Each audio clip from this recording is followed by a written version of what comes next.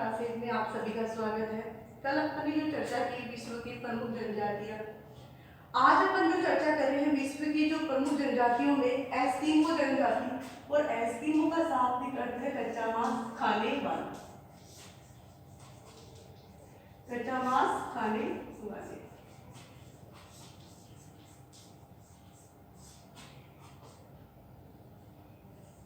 और दूसरा जो अर्थ है इसका वह है बर्फीले क्षेत्र के निवासी।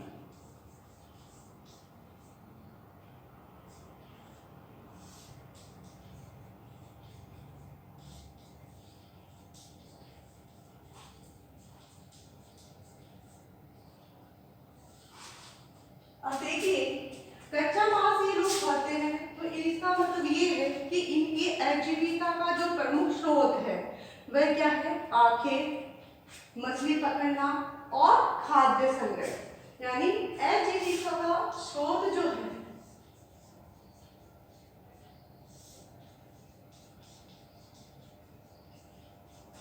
क्या है?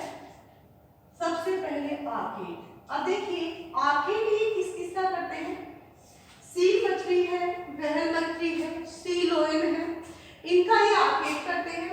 इसके अलावा सील मछली का जो योगदान है इनके जीवन में महत्वपूर्ण है, क्योंकि ये लोग जो वस्त्र बनाते हैं, अपने आवास के लिए जो तंबू बनाते हैं, जलाने के लिए जो ईंधन काम में लेते हैं, इन सब का प्रयोग सील मछली के आधार पर किया जाता है। यानी जलाने के लिए जो ईंधन काम में लिया जाता है तो सील मछली की खाल काम में ली जाती है।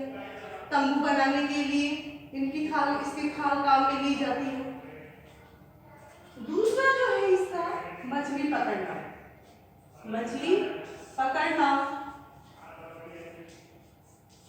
और खाद्य संग्रह। खाद्य संग्रह ये इनके प्रमुख आजीविका के स्रोत हैं। नेक्स्ट बात करते हैं इनके निवास क्षेत्र की, कि निवासी किन क्षेत्रों में रहते हैं। तो अलास्का से बेरिंग जल संधि, बेरिंग जल संधि तक। इसके अलावा कनाडा, ग्रीनलैंड,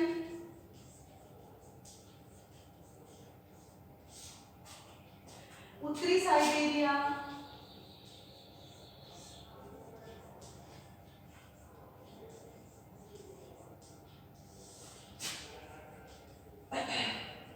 स्कैंडिनेविया,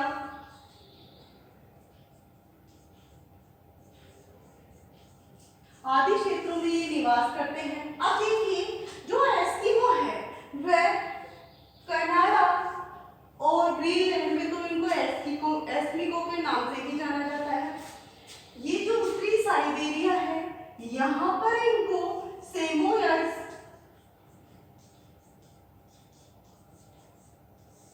याकूत, चच्ची और तुंग के नाम से जाना जाता है। किसको?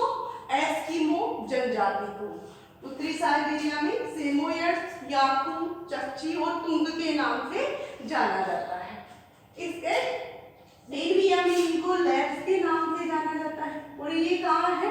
ये नॉर्वे, स्वीडन और फिनलैंड का जो क्षेत्र है उसको इस नाम से जाना जाता है।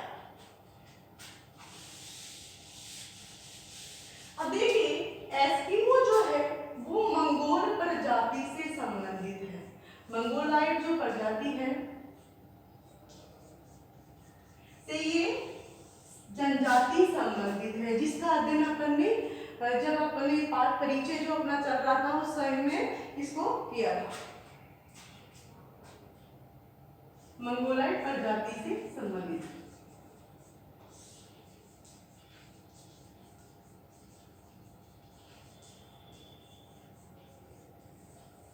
नेक्स्ट अपन बात करते हैं कि जो एस्किमो है उनका आर्थिक क्रियाकलाप कैसा है, यानी ये अपना जीवन कैसे व्यतीत करते हैं। तो आर्थिक क्रियाकलाप में देखते हैं अपन कि ये लोग पूर्ण रूप से आखेटक है, यानी आखेट पर निर्भर करते हैं। और ये भी अपन ने यहाँ पढ़ा कि इनके आजीविका का प्रमुख स्रोत भी आखेट में। तो आर्थिक क्षेत्र की अपन आर्थिक जीवन की बात करते हैं, आर्थिक क्रियाकलाप की अपन बात करते हैं। तो आर्थिक क्रियाकलाप में प्रमुख रूप से क्या किया जाता है, आखेट। आखेट पर ये निर्भर है।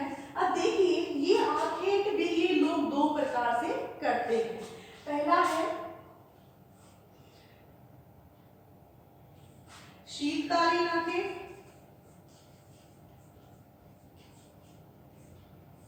और दूसरी बात करते हैं अपन ग्रीष्मकालीन आखेट। ग्रीष्मकालीन सॉरी बसंतकालीन, ग्रीष्मकालीन भी कह सकते हैं, बसंतकालीन आखेट।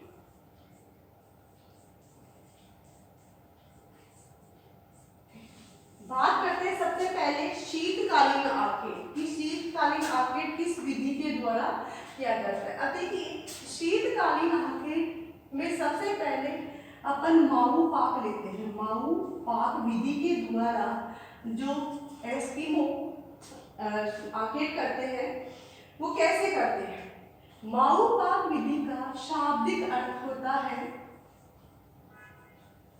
शाब्दिक अर्थ क्या है, प्रतीक्षा करना। प्रतीक्षा करना माऊ पाक कहलाता है। अब देखिए प्रतीक्षा कैसे करते हैं लोग, जैसे शीतकाल में आर्कटिक क्षेत्रों में ये लोग आखेट करते हैं। और आखेट सील मछली का करते हैं। जब सील मछली बर्फ के जो छिद्र है वहां पर श्वास लेने आती है तो ये लोग यहाँ पर आखेट करते हैं। जैसे मान लो यहाँ पर एस्किमो ने एक छिद्र किया, फिर यहाँ पर हड्डी नुमा एक छड़ लगा दी उन्होंने, और यहाँ पर एस्किमो का कोई व्यक्ति खड़ा है। जब मछली श्वास लेने आएगी तो इस छिद्र में ये छड़ क्या है, हिलेगी। इससे क्या मालूम होगा कि हाँ सील मछली आ चुकी है। और ये जो एस्किमो व्यक्ति है वह क्या करेगा, हार्पून नामक औजार से इस सील मछली का शिकार करेगा या आखेट करेगा। दूसरी बात करते हैं अपन, इसी में है एक दूसरी विधि है इतुरपाक। इतुरपाक विधि। इतुरपाक विधि में क्या होता है कि इसमें एस्किमो द्वारा दो छिद्र बनाए जाते हैं। दो छिद्र यहाँ पर बनाए जाते हैं।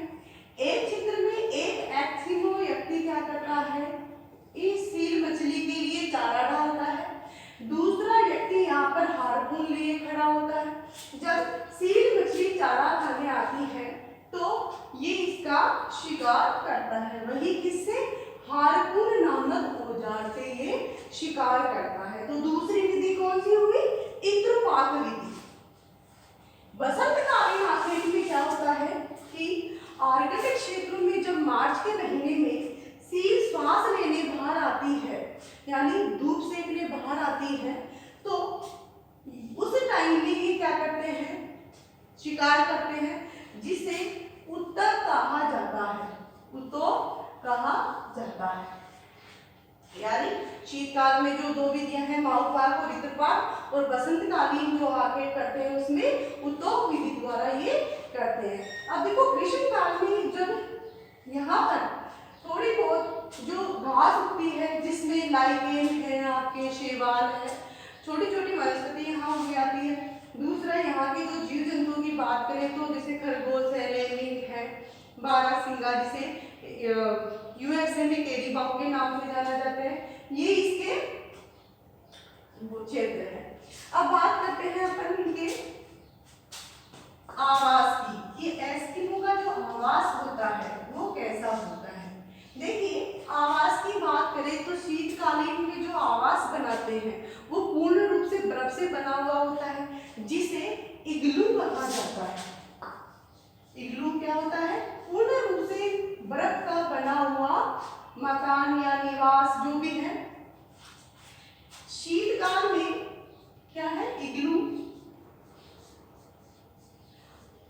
और ग्रीष्मकाल में क्या करते हैं, ये पत्थर हड्डियों की जो है, हड्डियों से ये आवास बनाते हैं जो झोपड़ी नुमा आकृति का होता है, जो 2 से जल होता है और 5 से 6 फीट क्या होता है, भूमिगत होता है, जिसे ये क्या कहते हैं, कार्मिक कहते हैं।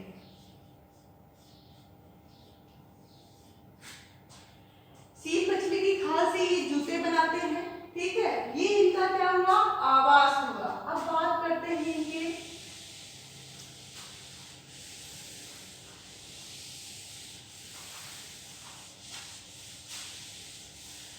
भोजन व वस्त्र की। भोजन और वस्त्र की बात करें, भोजन की सबसे पहले बात करते हैं तो मैंने बताया कि कच्चा मांस खाने वाले ये होते हैं, तो पूर्ण रूप से किसपे है, आखेट है, और आखेट में ये किसका करते हैं, सील मछली है, व्हेल मछली है,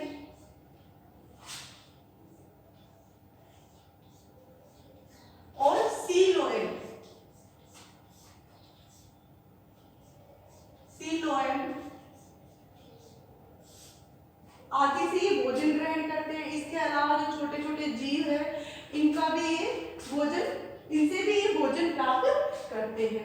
वस्त्र की बात करेंगे कि एस्किमो के वस्त्र कैसे होते हैं, तो सबसे पहले इसमें लेते हैं तिनियाक।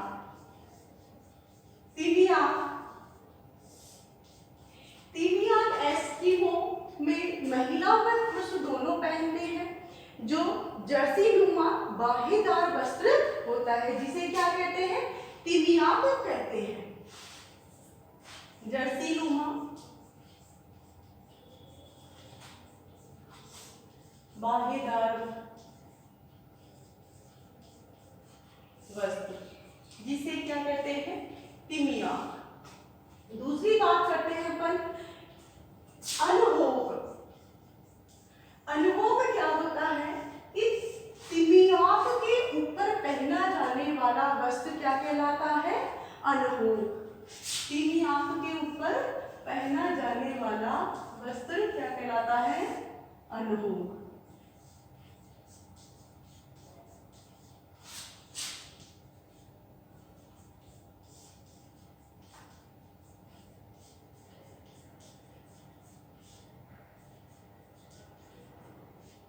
ये तो बात हुई कि एस्किमो के वस्त्र की, और आपको पता है कि एस्किमो जो सील मछली की खाल से जो बने हुए जूते पहनते हैं, इसके अलावा सील मछली से की खाल से ये ईंधन प्राप्त करते हैं जलाने के लिए, जो भी सील मछली की खाल काम में लेते हैं, क्योंकि अन्य जीवों की अपेक्षा सील मछली की जो चर्बी है वो जल्दी जलने में सहायक होती है।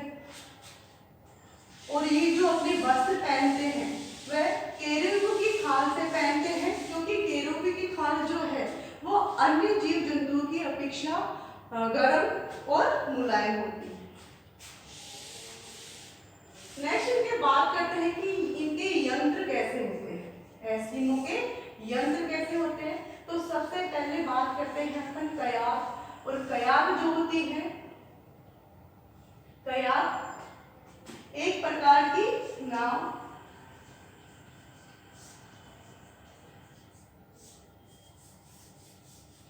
जो 1.5 मीटर तो चौड़ी होती है और 5 से 6 मीटर लंबी होती है। ये क्या है, कयाक। उर्मियाक, देखो जो व्हेल मछली है वो उसकी आकृति बहुत बड़ी होती है उससे सील मछली की अपेक्षा, तो उर्मियाक जो है इससे ये लोग क्या करते हैं, व्हेल मछली का शिकार करने के लिए काम में ली जाती है। व्हेल मछली जो है, व्हेल मछली का शिकार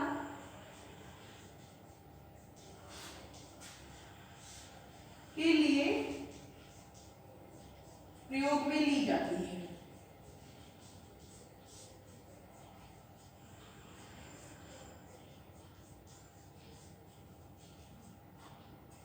इसके अलावा हार्पून, हार्पून नामक औजार का जिक्र अपने पहले भी किया था कि ये सील मछली से क्या है, इसका शिकार करते हैं। तो हार्पून क्या है, 1.5 से 1.2 मीटर से 1.5 मीटर भालानुमा